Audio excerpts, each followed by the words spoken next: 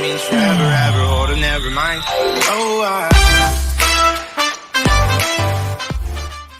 N'oubliez pas que vous apportez une aide considérable à l'achat du drone simplement en laissant défiler les publicités. Merci d'avance et bon visionnage. Hello world et bienvenue sur ma chaîne Have a Peek. Moi c'est Sensemilia ou S pour les intimes et sur cette chaîne on parle de voyages, de rencontres sans se ruiner. Il y a aussi d'interviews, de parcours inspirants de personnes qui sont rentrées en Afrique dernièrement que j'ai commencé. Et toujours pour continuer donc sur cette lancée, je vous ai prévu une petite surprise, donc notamment l'intervention sur ma chaîne de Madame Fatignan. Donc pour celles qui ne la connaissent pas, c'est celle qui est la fondatrice de Black Spoon, la sexy camionneuse pour vous donner une idée. Voilà. Si tu veux donc profiter de mes astuces et de mes folles expériences en termes de voyage ou tout simplement ne rater aucune des témoignages qu'on peut avoir des personnes qui sont rentrées en Afrique, n'hésite pas à t'abonner à cette chaîne, n'hésite pas à activer la cloche de notification, n'hésite pas non plus à me suivre sur les réseaux sociaux et surtout de partager cette vidéo au maximum. C'est parti donc, let's go! Bonjour à tous, donc je suis Fatignan, je suis la fondatrice du concept Black Spoon. Donc Black Spoon, c'est le premier food truck africain en France depuis 2013. Donc c'est un concept qui met en valeur la gastronomie africaine et les produits locaux, les produits africains.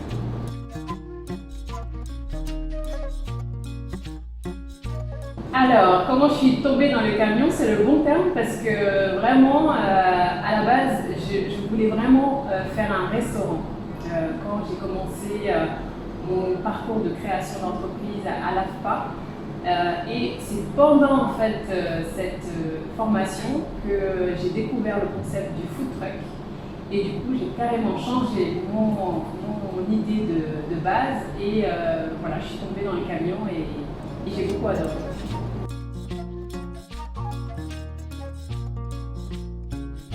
Alors, je suis arrivée au Sénégal en 2017.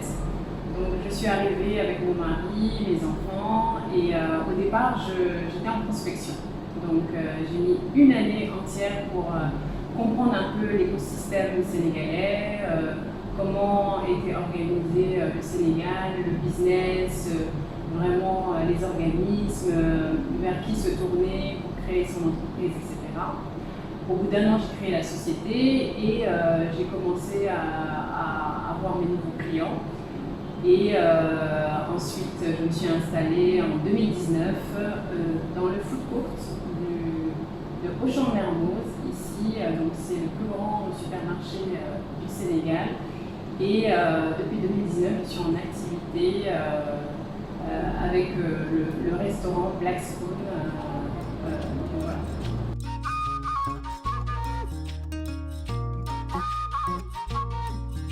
Alors ça dépend.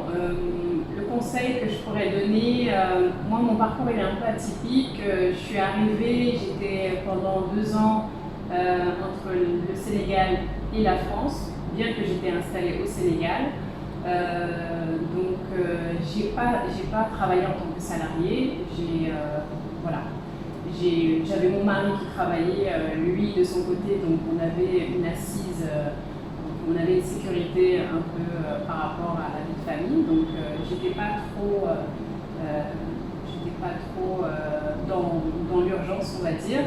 Mais voilà, je conseille vraiment de préparer vraiment en amont son départ, de passer par des structures d'accompagnement depuis la France, parce que moi j'ai découvert tout ça en arrivant après coup. Mais on peut se faire accompagner depuis la réflexion de son départ vers le Sénégal et pourquoi pas commencer à travailler, voilà, pour comprendre un peu comment ça se passe et s'adapter aussi à la mentalité sénégalaise parce que c'est un peu différent de la France. Et puis après, petit à petit, en comprenant un peu comment ça fonctionne, commencer à vraiment à prospecter et à entreprendre dans le pays.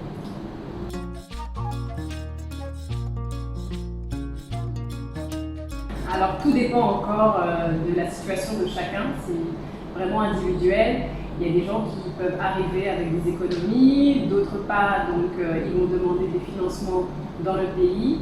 Mais pour demander des financements, il faut être de nationalité sénégalaise, il faut avoir une structure sénégalaise avec le NINEA, donc c'est l'équivalent du CABIS, et le registre de commerce pour pouvoir demander des financements bancaires, en sachant que les financements bancaires aussi demandent des garanties.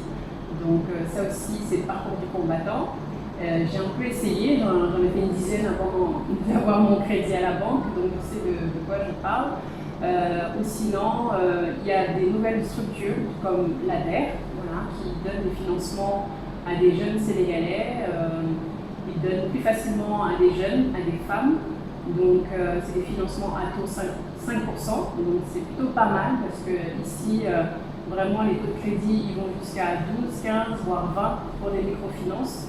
Donc, c'est pas évident. Ou sinon, vous avez des structures aussi développées avec des taux à 0%. Ça existe, oui. Comme la France. Et ça, c'est avec Teranga Capital.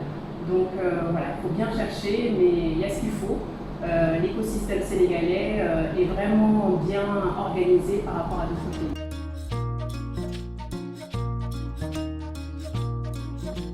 Alors pourquoi j'ai choisi le Sénégal? Parce que pour moi c'était une évidence, je suis d'origine sénégalaise et mes parents sont 100% sénégalais.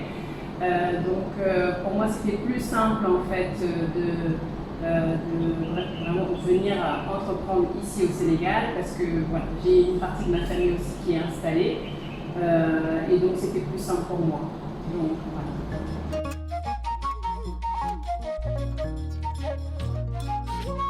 Alors l'image que j'avais du pays, vraiment ça n'a pas changé parce que depuis 2015 en fait je faisais des allers-retours entre le Sénégal et la France pour le côté business purement. Avant ça je venais depuis que j'ai 5 ans mais en tant que touriste, en tant que vacancière pour venir voir la famille, mais vraiment c'est en 2015 que j'ai eu le déclic, j'ai fait ma double nationalité. Et je suis venue m'installer, je suis venue en prospection pour voir un peu le potentiel du pays, voir un peu sur quel projet je pouvais investir. Et là, j'ai vu vraiment le potentiel sur mon secteur d'activité, la restauration. Et j'ai commencé avec l'aéroport AIBD, voilà, où quand je suis arrivée, en fait, l'aéroport était en construction. Donc j'ai démarché, j'ai demandé un emplacement et voilà, ils étaient d'accord pour me donner un emplacement, mais on avait d'autres soucis, c'est que c'était excessivement cher. Donc on a abandonné le projet et puis on a continué sur d'autres sujets. Alors le budget avec lequel je suis rentrée était à peu près de 5 000 €. Donc j'ai pu faire mes va-et-vient, on va dire, pendant un an parce que on avait pas mal de projets, on a parcouru des kilomètres et des kilomètres. J'ai découvert en même temps le Sénégal que je connaissais finalement peu, donc j'ai voyagé jusqu'à Saint-Louis, etc. Donc c'est vrai qu'il faut avoir quand même un minimum pour pouvoir faire ses déplacements, faire ces documents administratifs, etc. Donc il faut un peu de budget. Et puis comme on connaît les réalités sénégalaises, il faut toujours avoir un peu d'argent pour faciliter les choses.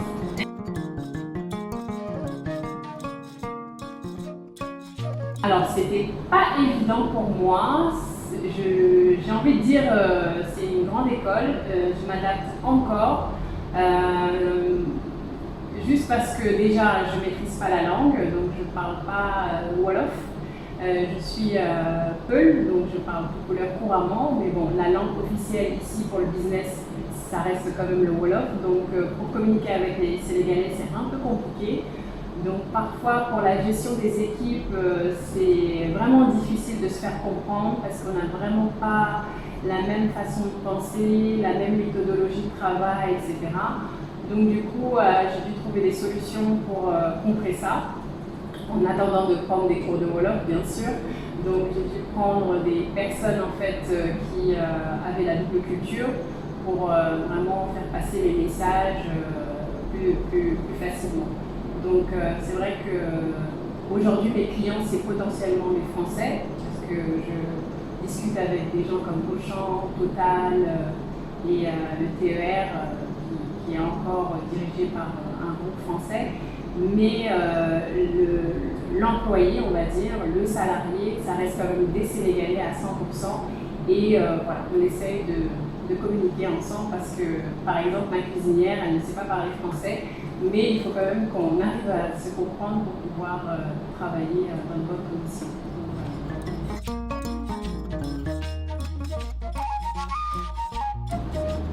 Alors, ce qui me manque le plus en Europe, ça va être vraiment la partie, on va dire, espace vert. Voilà, c'est vrai que moi je suis née déjà dans un environnement où c'est très vert, donc au nord de Paris, donc à 70 km de Paris, dans la région de Picardie. Donc c'est très très vert. Quand j'étais à Paris, j'allais souvent dans les parcs avec mes enfants, donc c'est vrai que ça me manquait énormément quand je suis arrivée ici au Sénégal.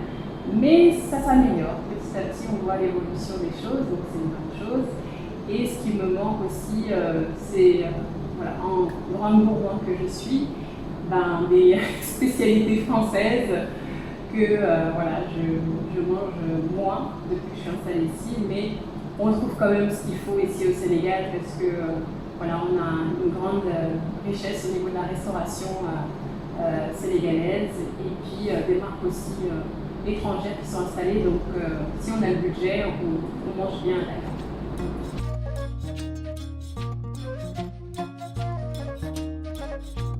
Oui, j'ai hésité à rentrer en France de nouveau, surtout au début parce que la prospection a été longue.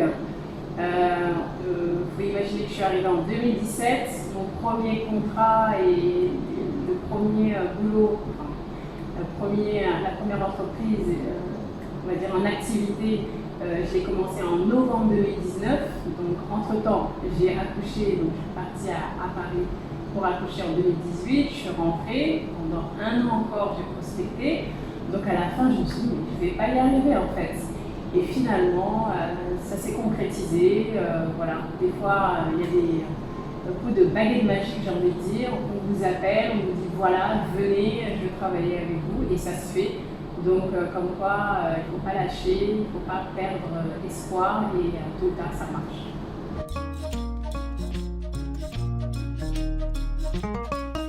Alors d'ici 10 ans, moi j'ai envie de dire aussi bien en France, aussi bien au Sénégal et à l'international parce que le projet de base en fait de Black Spoon c'est vraiment de faire une franchise au niveau international. Donc c'est sur ça que je travaille durement depuis 8 ans et c'est en phase de concrétisation. Donc j'ai envie de dire que dans 10 ans, j'espère que je serai à Londres, à New York, en Afrique du Sud, et puis quoi encore en France et au Sénégal évidemment, et puis après Dubaï, pourquoi pas, on ne sait jamais.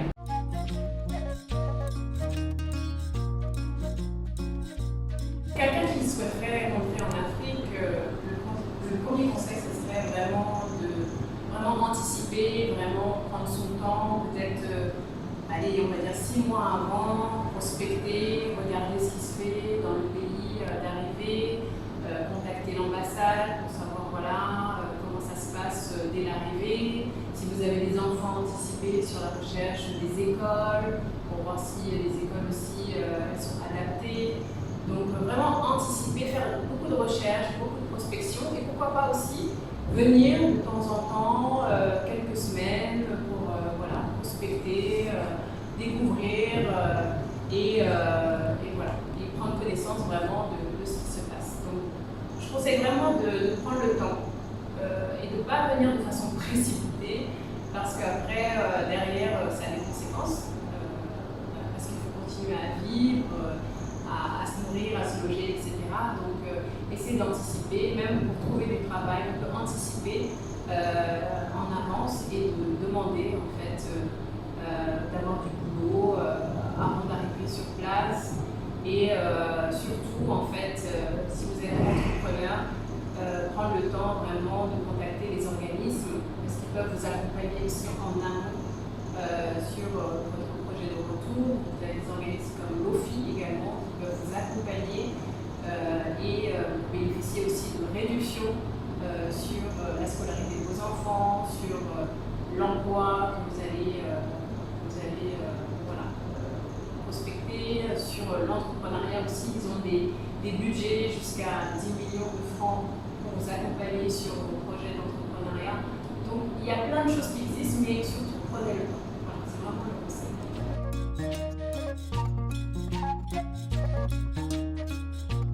Alors le mot de la fin, j'ai envie de vous dire, vraiment c'est ici que ça se passe, c'est en Afrique, c'est maintenant, c'est pas après. Donc si vous loupez le coche, c'est tant pis pour vous. En tout cas, nous on est ici au Sénégal, en Afrique, on prend vraiment le plaisir à être dans ce pays, il fait chaud tous les jours et puis le potentiel il est énorme dans différents domaines. Donc, que ce soit dans l'énergie, que ce soit dans le pétrole, que ce soit dans l'agroalimentaire. Vraiment, vous avez beaucoup de secteurs. Le digital, j'oublie aussi, vraiment un secteur porteur. Et donc, voilà, il y a tout à faire ici en Afrique. Donc, venez de façon sécurisée, réfléchie, préparée, mais venez parce que